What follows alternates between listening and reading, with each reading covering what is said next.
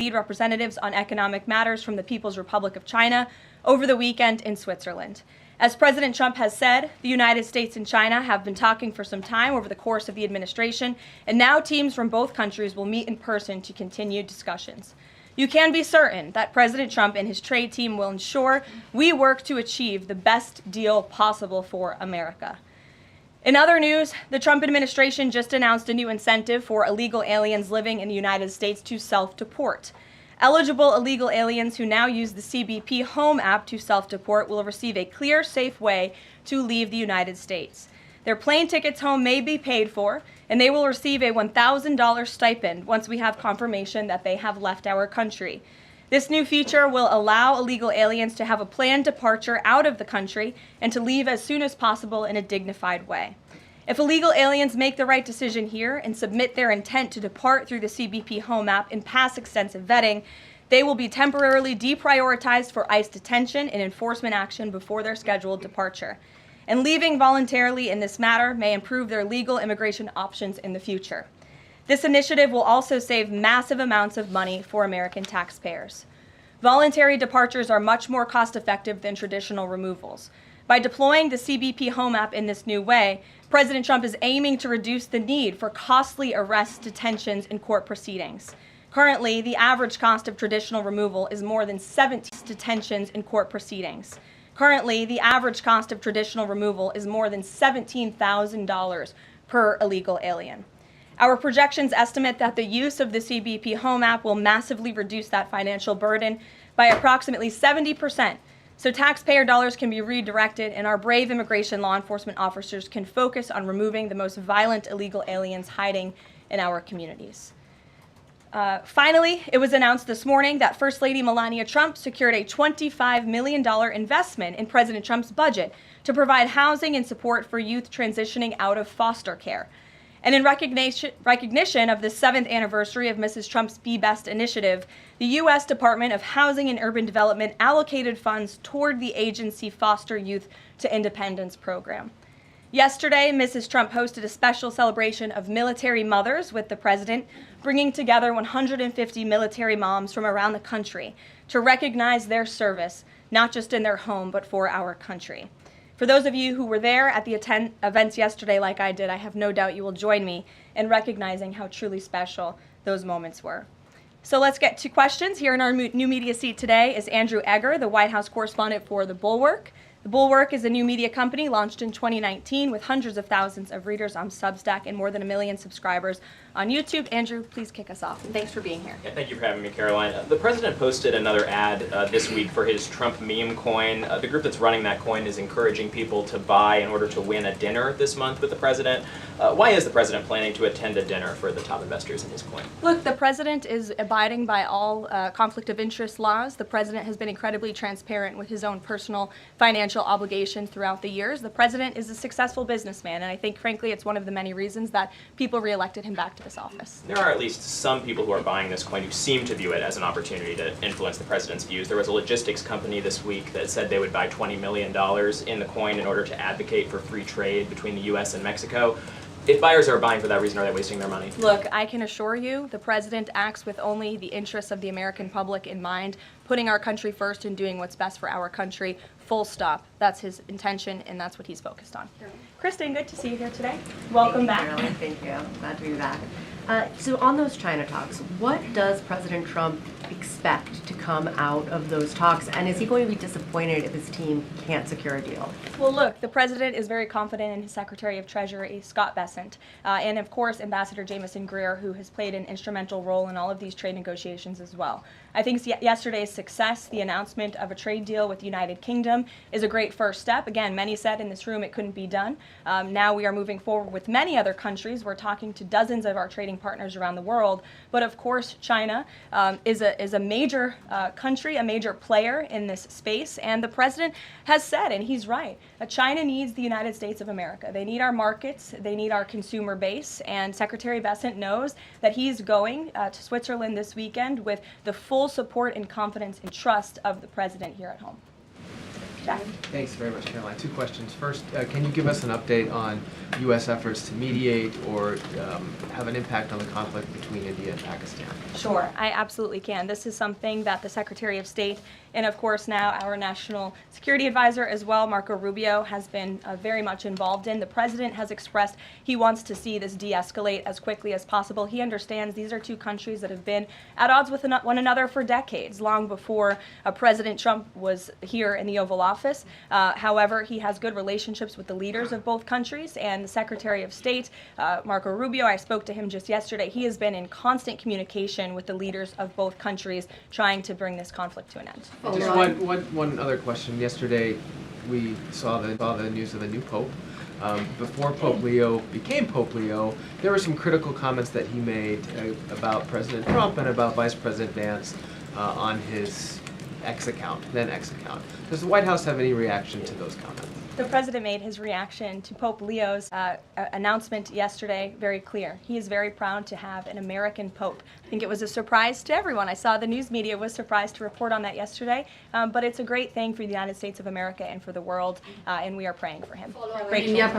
Thanks, Caroline. The President has been pretty firm on keeping these 145% tariffs in place on Chinese imports. Today, via Truth Social, he said that he'd be possibly open to lowering those to 80%. Why the change, and how did the President land on 80? The President still remains with his position that he is not going to unilaterally bring down tariffs on China. We need to see concessions from them as well. And again, that's part of the reason that Secretary Bessent is going to talk to his Chinese counterparts this weekend to start those discussions in person. As for the 80% number, that was a number the President threw out there, and we'll see what happens this weekend. And always in the effort of transparency, I'm sure you'll hear directly from the Treasury Secretary or the President after those negotiations conclude. Jackie. Thank you, Caroline. Why did the White House announce this deal with the UK before all of the details were finished? That's not true, actually. I saw the fact sheet of the deal as well before the President brought all of you in the Oval Office in the effort of transparency. You had the President and the Prime Minister on the phone talking to all of you directly about how this was a great deal, a phenomenal deal, and discussions will continue. But as I spoke to our Ambassador Greer yesterday, this is how trade deals work. You set an initial agreement, you set the framework, you set up the deal, and then of course, T's have to be crossed and I's have to be dotted, but this deal is a good deal, and the numbers are determined, and all of the market access that I just discussed will remain. Does that mean that the 10% baseline is going to still be there at the end when all of the other details are ironed out? The President is committed to the 10% baseline tariff, not just for the United Kingdom, but for his trade negotiations with all other countries as well. Permanently, even after the deals are done, like that is going to remain. The President is determined to continue 10% baseline tariff. I just spoke to him about it earlier. Stephen. Thank you, Caroline. I'd like to ask about New York and about a personnel matter.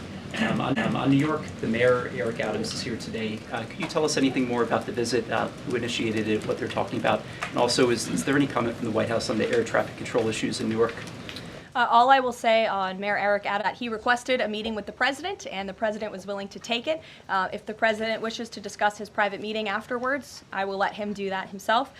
Yes, I'm glad you asked about the FAA. There was a glitch in the system this morning, especially at Newark Airport. As you all know, I spoke to the Department of Transportation. That glitch was caused by the same telecoms and software issues that were raised last week. Everything went back online after the brief outage, and there was no operational impact. DOT and the FAA are working to address this technical issue tonight to prevent further outages, as well as install new fiber from Newark Airport to Philadelphia. And the goal is to have the totality of this work done by the end of the summer. I want to add that this outage at Newark Airport speaks to why the Secretary of Transportation yesterday made a massive announcement in investing in our aviation safety and our telecom system. There's a 4-part infrastructure plan that was released by the Secretary of Transportation yesterday to improve communication, surveillance, automation, and their facilities.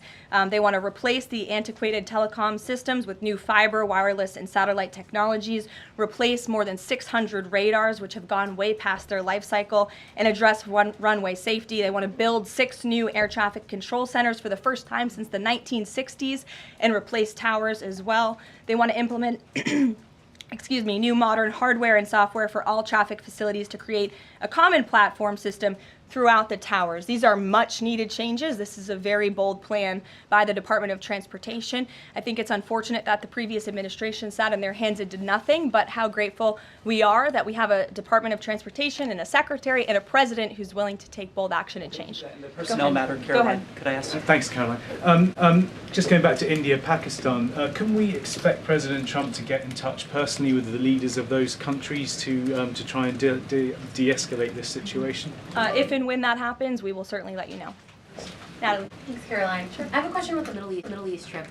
Will any of the president's family members, like including Don Jr., Eric, or Jared Kushner, be joining him on the trip? I am not tracking any of the president's family members joining us time, but of course the first family is welcome to come. I hope they would. They're great people, great to be around, but I'm not tracking them on the manifest. And given that you noted he is a successful businessman, do you know if the president has any plans to meet with any of the folks involved with any of the family businesses over there, or see any of the sites that are going to be new Trump? Not to my knowledge, and let me just get to the premise of your question that you have raised. I think it's frankly ridiculous that anyone in this room would even suggest that President Trump is doing anything for his own benefit. He left a life of luxury and a life of running a very successful real estate empire for public service, not just once, but twice. And again, the American public reelected him back to this White House because they trust he acts in the best interest of our country and putting the American public first. This is a president who has actually lost money for being President of the United States. I don't remember these same type of questions being asked of my predecessor about a career politician who was clearly profiting off of this office. That is not what President Trump does, and this White House holds ourselves to the highest of ethical standards. Phil. Thank you. There's this Reuters report that the U.S. is in talks with Israel about an American-led post-war administration in Gaza. Is that accurate? Are these talks ongoing? We are in constant communication dialogue with our counterparts and our allies and friends in Israel. Ron Dermer was here at the White House yesterday meeting with members of President Trump's team. As for the situation in Gaza, the president and his entire national security team have made it very clear we want to see the hostages released from Gaza. That is a priority for this administration. As for what that looks like, and even moving beyond that, I'm not going to get into the details of plans that frankly may or may not have even been proposed, but I can emphasize what the president holds closest in his heart right now, and that's the release of all of the hostages in Gaza. And then there's been some conservative pushback to some of these salt tax, the salt tax cap. For instance, Majority Leader Steve Scalise said that bringing back the state and local tax deduction would essentially mean, quote, 45 states are subsidizing 5 states that have very high taxes imposed by leftist governors. Is he wrong? Is it fair to ask red Indiana to bail out blue New York? Well, look, this is an ongoing discussion. On the Hill, there's a lot of disagreement on Capitol Hill right now about the SALT tax proposal, and we will let them work it out. As for the tax provisions in the reconciliation bill, the priorities of this president, he has made them incredibly clear. No tax on tips for our hardworking service workers, no tax on Social Security for our well-deserving seniors who have worked their whole lives to pay into this system, no tax on overtime for hardworking Americans as well, and there's a plethora of other priorities the president wants to see in this bill. Anyone who opposes this bill will be opposing the largest tax cut in American history. They will be voting to raise taxes by the tune of $4 trillion on the middle class of this country, and we look forward to holding them accountable for that. Everyone on Capitol Hill on both sides of the aisle should be supportive of the president's tax priorities. Follow up on that? Go ahead. Short. Go ahead, and then I'll go to your follow-up. Thanks, Caroline. I want to follow up on the Truth Social post. So the president saying 80% tariffs could come down. Just an announcement would be enough to lower those tariffs. Is that what he's looking for from the Chinese concessions? Well, that's not what the president said. He said an 80% number may sound good to him, but again, he's in constant contact with our Secretary of Treasury, who will be leading these negotiations this weekend. And historically, the Chinese have made the meeting itself a win. What does a win look like out of these meetings for the president this weekend? A good deal for the American worker and the American people. Go ahead. Thanks, Caroline. Yeah, back to the reconciliation bill. Can you just clarify the president's position, though, a little bit specifically on the tax issue? Because in his Truth Social post, he said this morning that he would accept even a tiny tax increase for the rich, but then says Republicans probably shouldn't do it, but I'm okay if they do it. So what is it that he wants? Does he want them to increase the tax rates? The president wants tax cuts, the largest tax cuts in history. He wants to extend his historic tax cuts from 2017, and he wants to see all of the other tax priorities priorities that I just laid out for you included in this bill as well. As for the policy proposal you're talking about, the president has said he himself personally would not mind paying a little bit more to help the poor and the middle class and the working class in this country. I think, frankly, that's a very honorable position. But again, these negotiations are ongoing on Capitol Hill, and the president will weigh in when he feels necessary. Encourage them to have a higher bracket for top earners. The president has made his personal on this matter clear. Michael. With Chair Smith and Caroline, Speaker ahead of the Johnson. President's in constant communication with leaders on the Hill. Ahead of the Go ahead. president's trip to the Middle East, he's mentioned he wants to rename the Persian Gulf the Gulf of Arabia. Iran is now saying that doing so will bring the wrath of all Iranians. Can you talk about the support that the Gulf of Arabia has in the region and why this is important to the president? Well, first of all, the president has said he hasn't made a determination yet. That was in the news that you all asked him about it, and he said he wasn't quite sure. So he hasn't made a definitive decision on that yet. And secondly, Caroline, the president has shown support for South African refugees that are coming to the United States next week. Can you talk about what these refugees are fleeing and why this is a priority for the administration? Well, the president has actually signed an executive order that matter. My office can get it back to you, Michael. But this group in South Africa has faced racial persecution. In fact, the government there has vowed to take away their farmland that they own. And so the president has talked significantly about this. As for further details on refugee claims and asylum claims, I would defer you to the State Department. Can I follow up on that? Go ahead. No, in front of you. Thanks, sorry. Thanks, Caroline. Does the administration have any response to the news today that a federal judge has ordered the immediate release of Ramesa Ozturk from detention, and particularly his comments that the government submitted no evidence other than an op-ed that Ozturk wrote last year? I will have to check in with the Department of Homeland Security on that per case, but I think our overall feeling we've made quite clear that lower level judges should not be dictating the foreign policy of the United States, and we absolutely believe that the President and the Department of Homeland Security are well within their legal rights to deport illegal immigrants. As for visa revocations, the Secretary of State has the right to do that as well. It is a privilege, not a right, to come to this country on a visa. But I'll check in on the specific case. My office will get you details. Sure.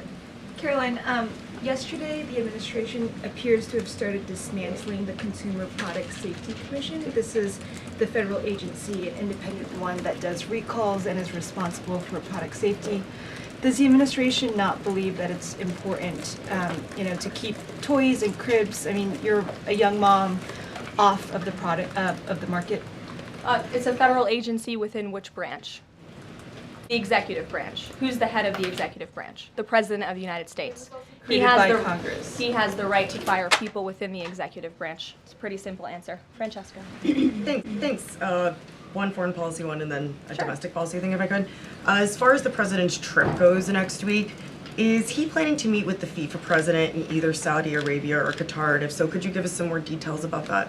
The president has quite a few meetings with many people when he is there. We can certainly check at the itinerary and let you know if the FIFA president will be there next week. Frankly, I'm not quite sure, but we can certainly get you an answer. As you know, the president attended a FIFA task force meeting at the White House this week. And on the domestic front, could you explain why the FEMA administrator was removed from his position this week? Look, this is a personnel matter in regards to the Department of Homeland Security, but my understanding is that this individual testified saying something that was contrary to what the president believes and the goals of this administration in regards to FEMA policy. And so, of course, we want to make sure that people in every position are advancing the administration's goals. But as for specifics, I defer you to the Department of Homeland Security. We leave it up to our great cabinet secretaries when it comes to personnel matters. Sure, in the back. Thank you. Aid hasn't gone into Gaza in 10 weeks.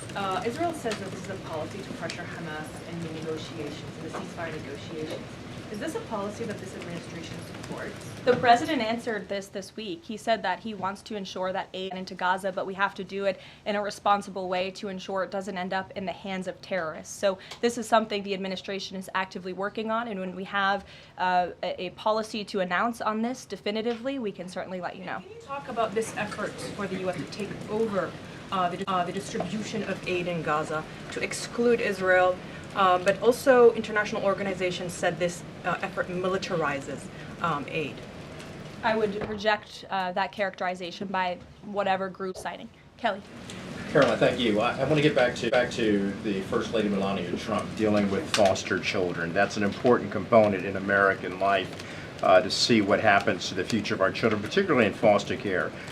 Can you explain the significance of this development between the First Lady and the housing and urban development? Yes, absolutely. It's millions of dollars go into a program that helps these children transition out of foster care to have productive and positive lives. And I'd like to share a personal story since you asked if I may. I hope the First Lady won't mind.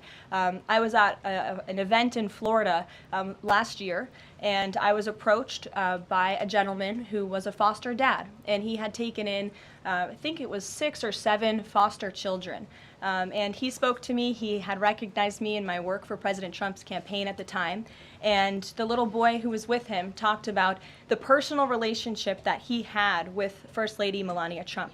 And the conversation she had had with him and how she really encouraged him to be the best that he could be during her first term here at the White House, and how even after she and President Trump left the White House, she kept in very close touch with this young foster child. It was a touching moment that I will never forget, and it speaks to the heart of this First Lady and the great work that she is doing for foster children. And this is certainly a very big announcement that I know our Secretary of Housing and Urban Development is in particular very excited about, and we can certainly get you all the details on that program.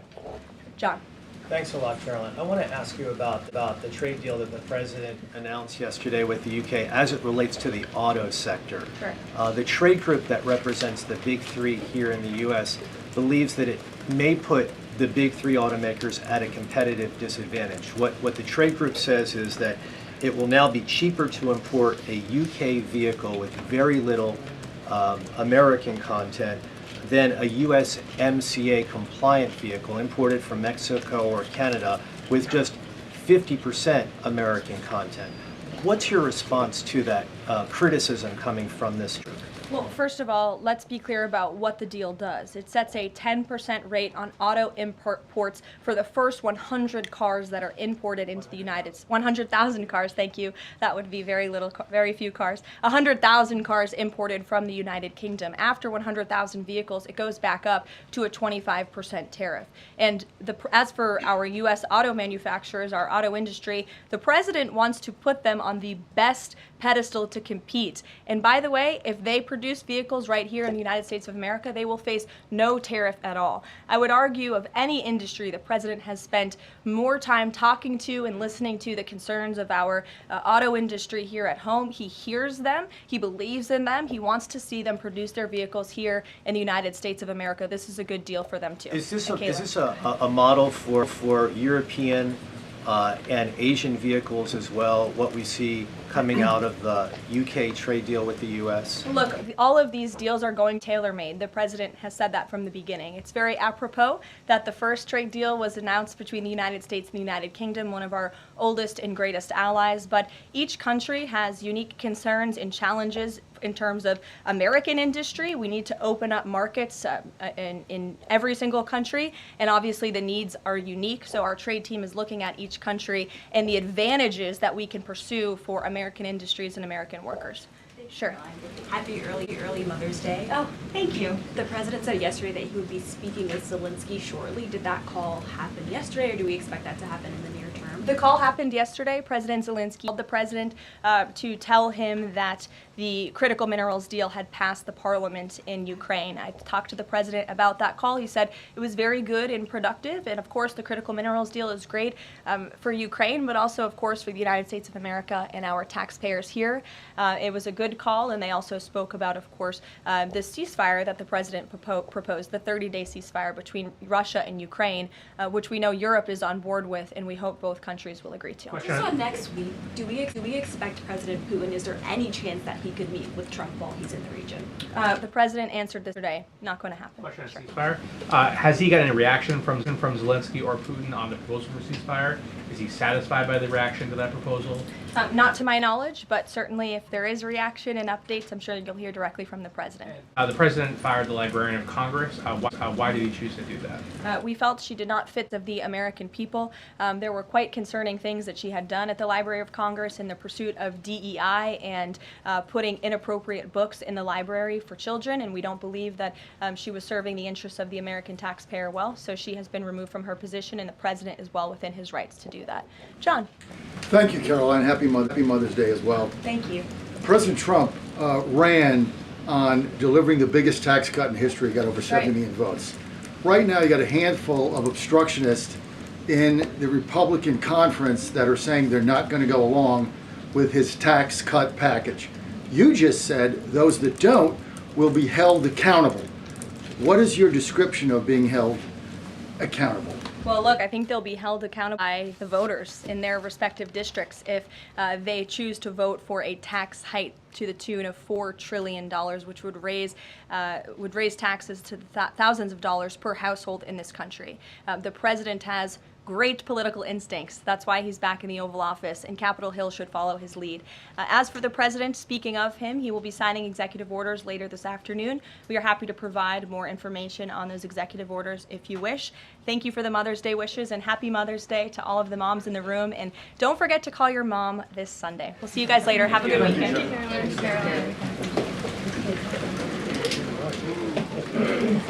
Caroline.